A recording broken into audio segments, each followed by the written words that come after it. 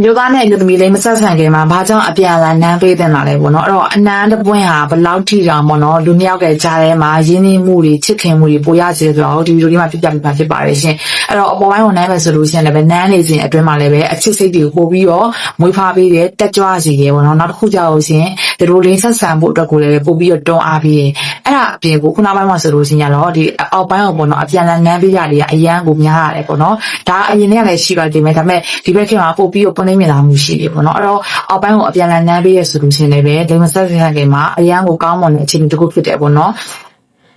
အဲ့လိုမှမဟုတ်ဘဲနဲ့ပေါ့နော်ညသာတန်းပြီးတော့ကနေပေါ်မှာတန်းဆက်ဆံနေဆိုလို့ရှိရင်ကြတော့အလောက်ကြီးပြောစရာမကောင်းဘူးအဲ့တော့ဒီလိုလိန်ဆက်ဆံတဲ့